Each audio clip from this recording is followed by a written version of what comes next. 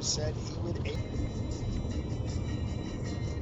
Like the level of stupidity and the deterioration of it.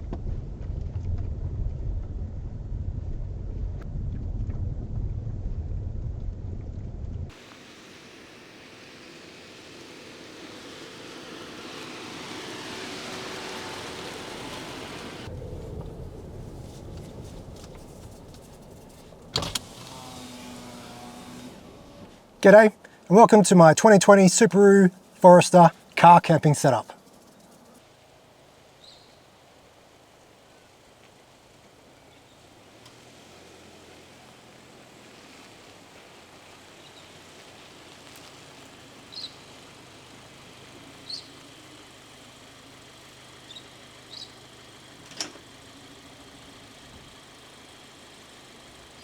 I really love the idea of car camping. I bought a Subaru Forester just so I could do it. In this video, I want to prove that you can have a pretty great time camping, but have a camper van experience with super low costs. Everything I've purchased here is really the cheapest of the cheapest. And when I'm buying new things for like a hobby I haven't done before or getting back into, I always buy the cheapest things, and if you use them enough and they break and then you're missing it, that's a good excuse to then buy the more expensive item. And my gosh, these flies are pretty bad. So I'm gonna throw my fly net on and let's get set up. The first thing I like to do is throw on some sunshades over the rear windows. This way it gives you a little bit of privacy, but it means you can have the windows down and it'll keep things like flies and mosquitoes out. And I forgot to put on my fly net.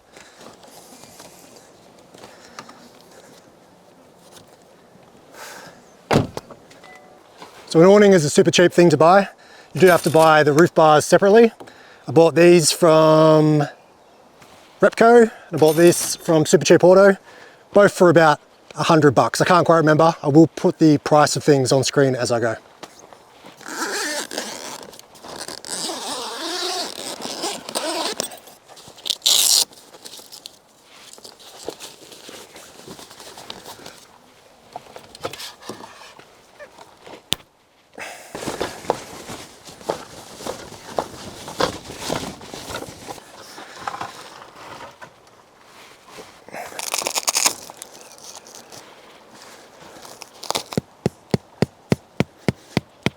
Okay, it's time to get the bed set up.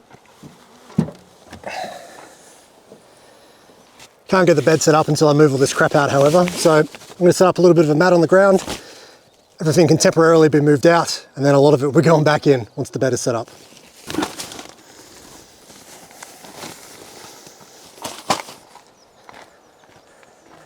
Okay, so here's a good view of the sleeping platform.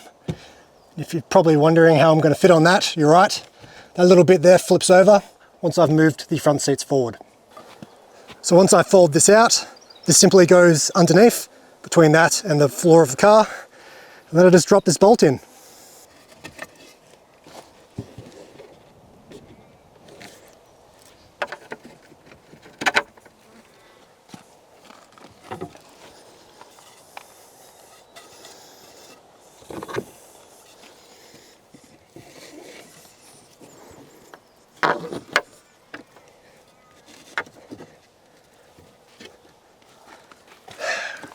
Okay, next step, setting up the bed. So this is a self-inflating mattress that's designed for car camping. So it's not a rectangle, it's actually designed to go around the wheel wells.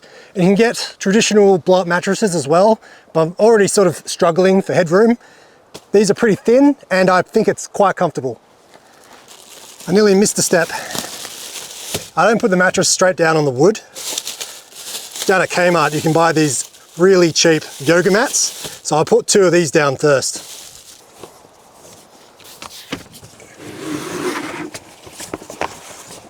It should hopefully stop the air mattress getting pierced by anything, because if that happens, I'm in for a really bad night.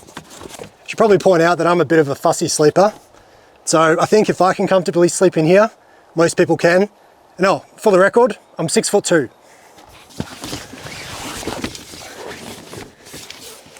So as you can see, it roughly traces the shape of the rear well. Obviously it's universal, it's designed for lots of different cars, but it fits inside of the Subaru Forester really well.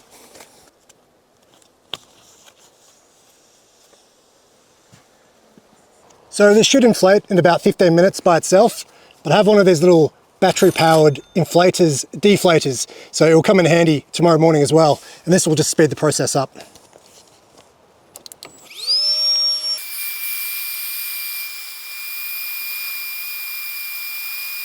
And here we are. I know it doesn't look like much, but trust me, this thing is actually quite comfortable.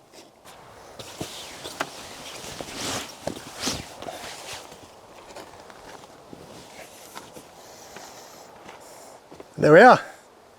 I've certainly slept on worse.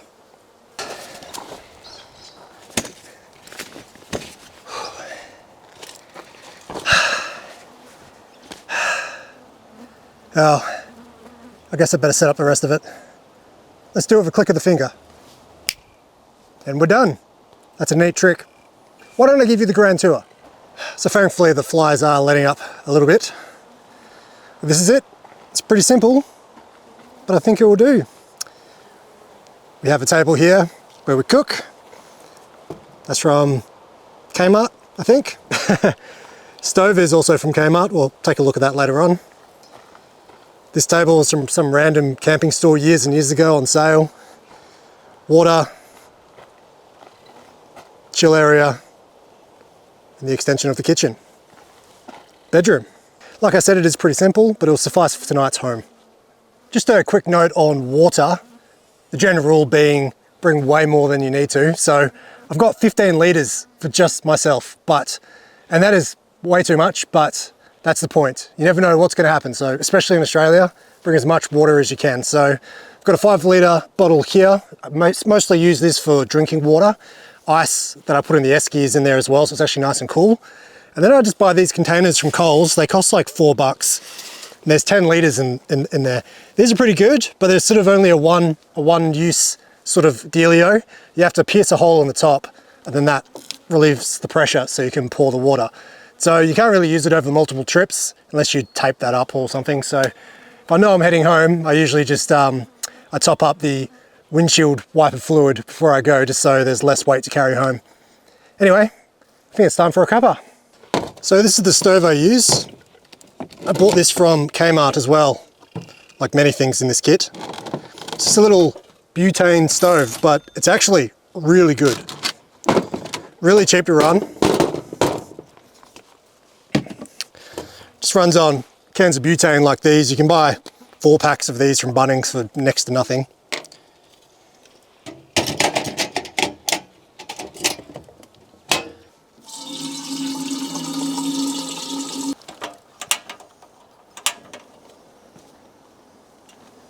So it is cheap and cheerful, as I like it, but the problem is it takes a really long time to boil water. Cooking on the stove and all that, you know, when we have dinner and breakfast, which I'll show you later, perfectly fine for that.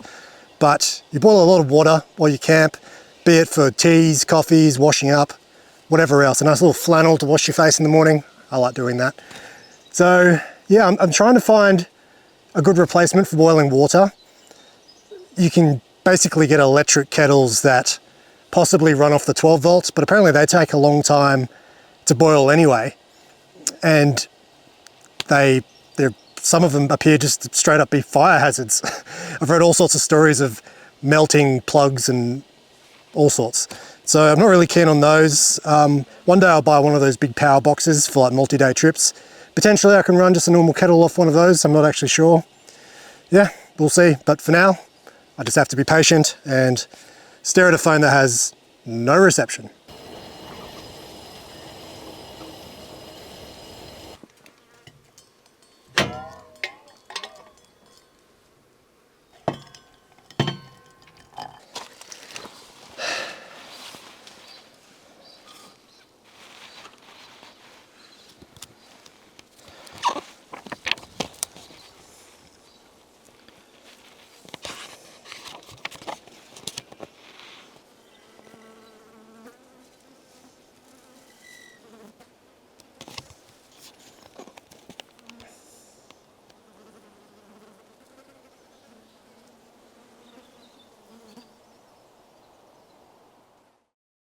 Okay, so it's nearly 6:30.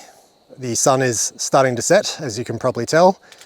Flies are still about, which is annoying, but they are starting to decrease in annoyingness. But as the sun goes down, hopefully the flies go away, but it probably means the mosquitoes come out, which they probably will if the Wookie Camps reviews are to be believed, and usually they are. So I have one of these. It's called a thermocell. You can buy them from Bunnings. They do, well, I've used it once and it worked really well. It's like an anti-mosquito thingamabob. It uses this. I don't really know how it works. But last time, that one other time I used it, it worked really well.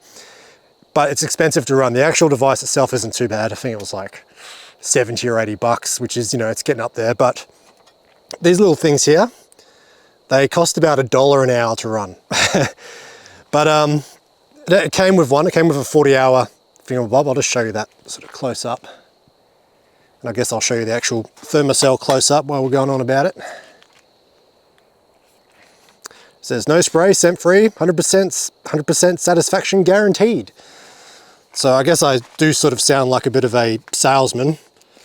Believe me, this video was not sponsored, but if it works as well as it did last time, I'll be very happy to take a sponsorship. Because that's the thing about sponsorships. If it's a product that I think the audience will benefit from knowing about, and then I get money, it's sort of a win-win. Okay, and we're on. So I think it takes about 10 minutes to get going. Now this is a cool piece of equipment that my partner found. She procured it somewhere.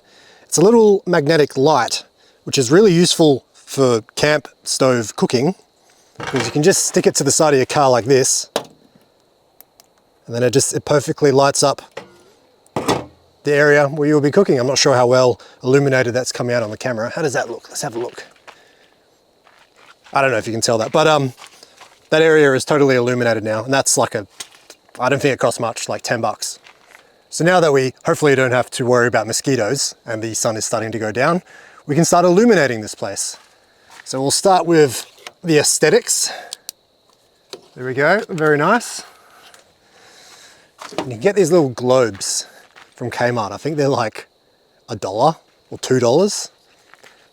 These are great for camping because I just run on a AA battery, so you don't have to worry about charging them.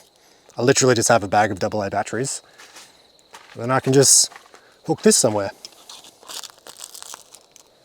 Like so. I've actually done a little bit of a swap around. I'm going to put the ambient light over there. This here is a bug zapper, which is handy to have on anyway. But it's also really good to put above this table, because I use this table to do the... I just broke it. Crap. Okay, what I was going to say, before I'd snapped it in half, was that usually I hang it from here, because it's also a downlight.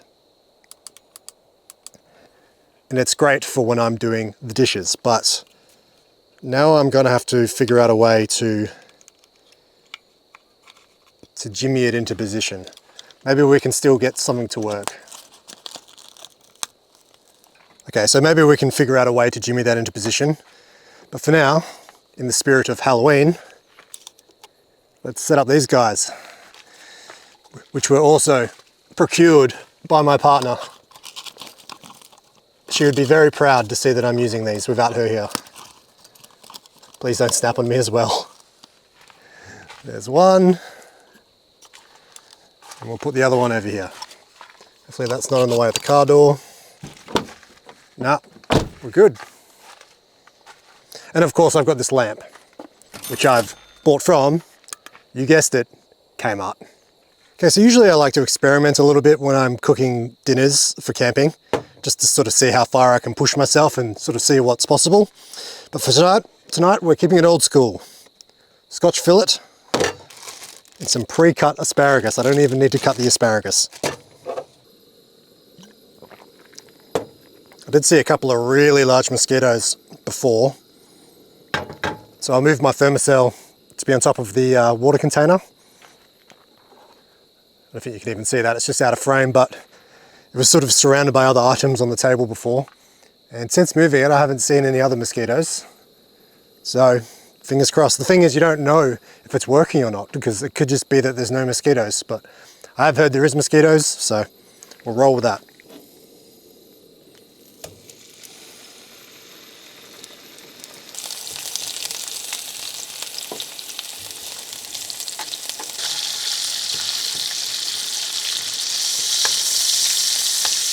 Don't know if you can hear that in the background.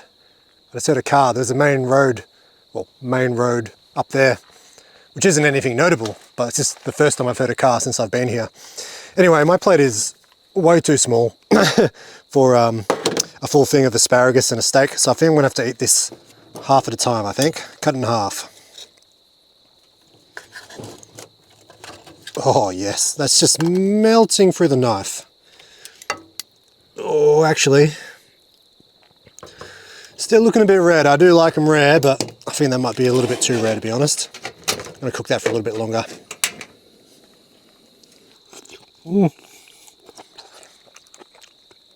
That asparagus is hot. This steak is great. I'm not actually a huge steak eater. It's not one of those things I eat very often, but I do like it a little bit rare. And it's been a long time since I've cooked a steak, but I've cooked that to perfection. Damn, I'm good. That is just melting in my mouth. Okay, round two. So, on a note about food, I always have backup food, just in case.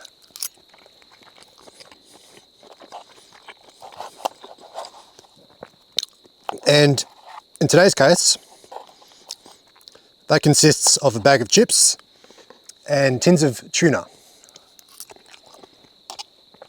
Tins of tuna are great because I can just keep them in the camping kit, and I sort of gradually eat them even when I'm not camping, but I always replenish the supply before I go camping. So if something were to happen to the stove or something else unforeseen, there's always a can of tuna to eat. You don't need to cook it.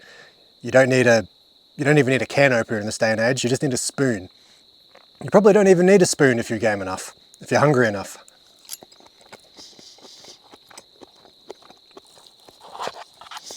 So obviously the bit after this that no one likes is the wash up. And I was going to show that to you tonight, but it's sort of just too dark and my light source snapped in half. So I'm going to do that in the semi-darkness, and I'll show you the process of me doing that tomorrow morning after breakfast. Its own train service, but I happened to catch a Keisei line to Shibayama. So I'm on that instead, which means it's hard to film, but I guess we should go and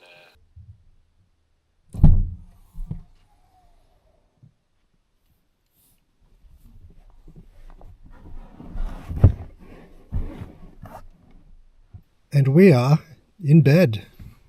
Like I said, I'm 6'2" and I fit in here pretty easily. So I'm actually not as far forward as I could even be, and I've still got lots of wiggle room. Me and my partner have both slept in here together on multiple occasions, and it's been fine. So I'm going to continue chilling out, keep watching some YouTube, and then hopefully just fall asleep. I'll see you in the morning. Good night.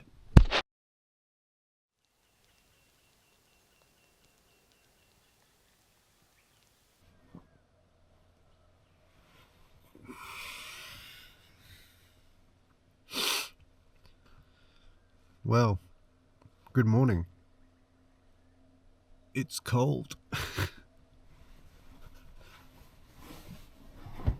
I actually slept pretty well. I went to bed super early. Well, for me, anyway. Yeah, I just put on some YouTube videos, and I was basically sitting here, the screen here, my head here, and I don't think I ever made it through one video before I fell asleep. I did wake up a few times through the night, though. I think the eeriness of me being so isolated and being by myself sort of got to me a little bit. At least subconsciously, I was having some pretty weird dreams, which I can't remember now, but not like you want to hear me talk about my dreams. But yeah, one time I woke up, I think it was only about 12:30 at night, but it was completely silent. There was no insect noise, and the cloud cover got a bit heavier, so I couldn't see any stars or the moon or anything. It was a bit like, ooh. And also another thing, like you can sort of hear weird droning noises at night. What I think that is it's incredibly flat around here. I mean, that's why it's the wheat belt. That's why they grow so much stuff around here. So I think when there is a truck, like, driving around somewhere close to here, although probably not actually that close, the sound just travels. I don't know if the microphone's picking it up, but I can actually hear it right now.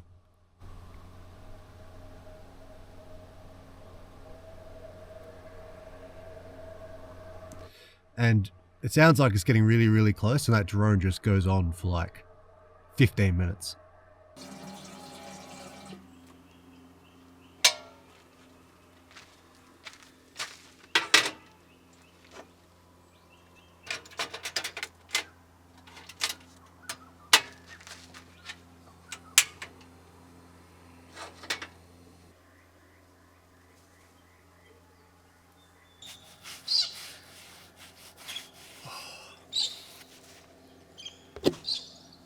It's the little luxuries. Okay, as promised, my boots are on, so let's go check out that trail and go look at some cool things, including a nama hole and a former school site. Some really interesting bird sounds around here. Not ones I recognise back in Perth.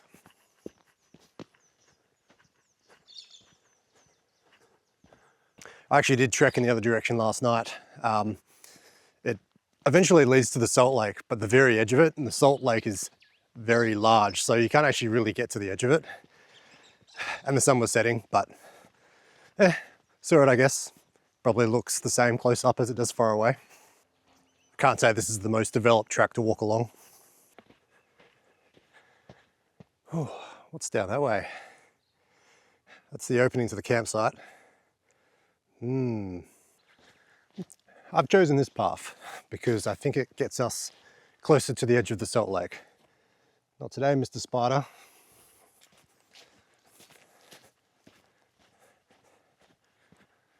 This would have been a great campsite too. The big tree there overlooks the very edge of the salt lake. All these she oaks. Not sure how I'd get out here in the Subaru though. Yeah, this track is it's pretty compacted. There's even some firewood there. And a blankie. But I'm pretty sure it's super sandy on either end of this track.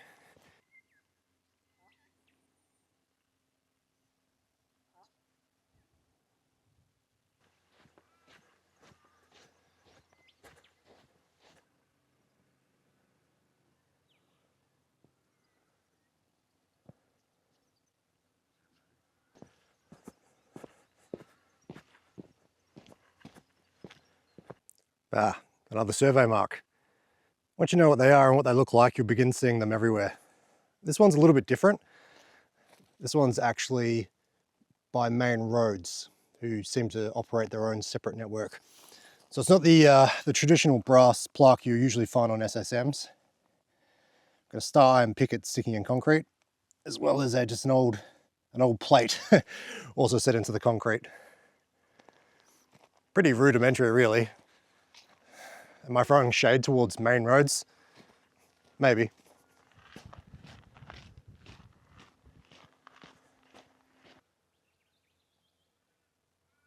So there are quite a few signs, information signs, trail markers, that sort of thing around. It's actually like pretty well detailed about the history. So you can pause those if you want to read them in full, but basically it's talking about the local community that used to be out here, who settled in the early 20th century. And they used to have these picnic days, and apparently the Oak Park Picnic Day in 1912 reached an all-time high of 200 people. And so it was after that they decided to build an agricultural hall. I'm not sure if this is where the hall was.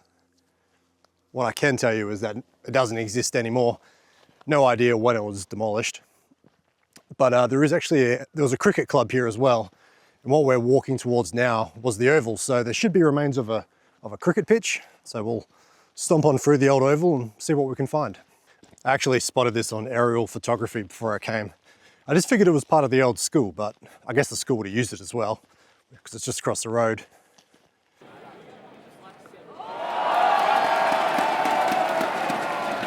Oh, here it is. That wasn't too hard to find.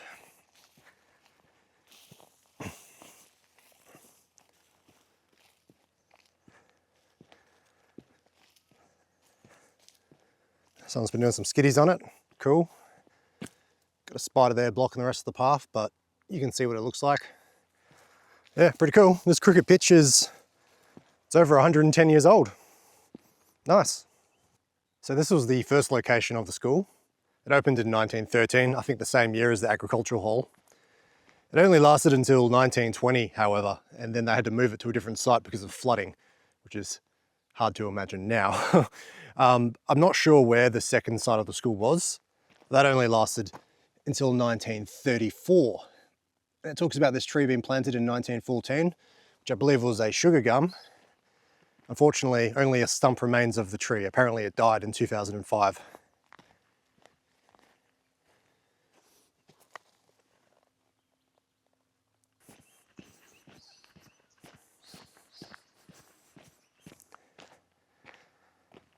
So this is a nama hole. They're thought to originate from faults in the granite being weathered, but supposedly the First Nations community around here, which is the Baladong people, Baladong, hopefully I'm saying that correctly, supposedly these were enlarged using fire.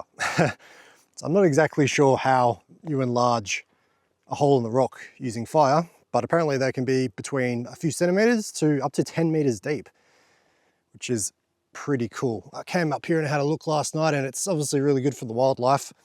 I could tell where the other one was because as soon as I walked near it, a bunch of birds flew away.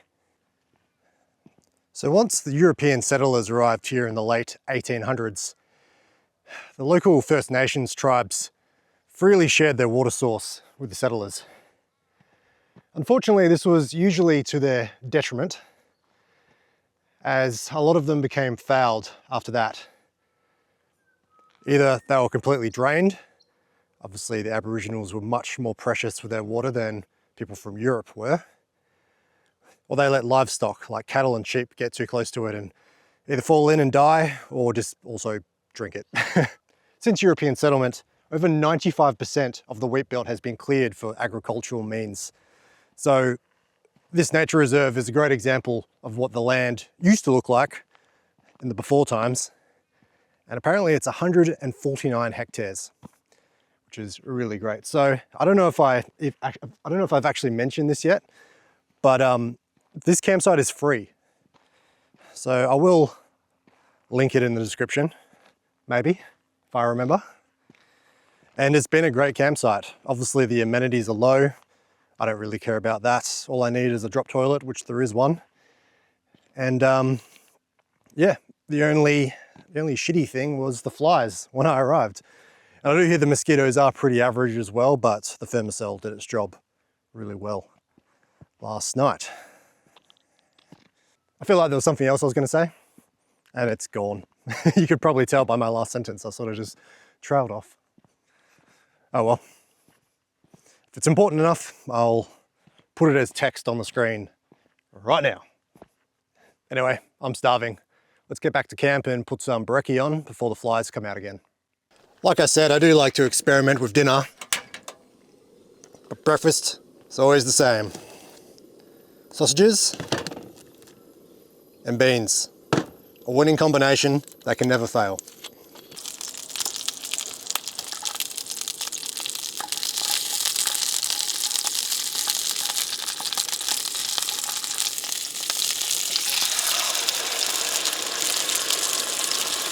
Okay, so this is how I do my washing up.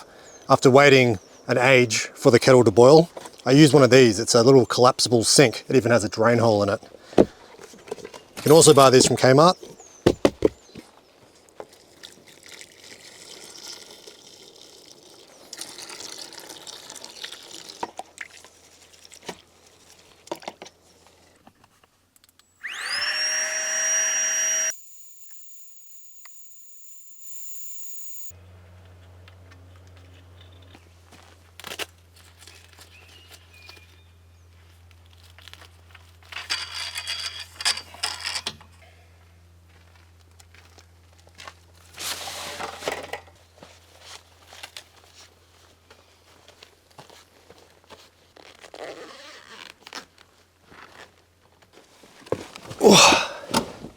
There we go. Camp packed up, camp complete.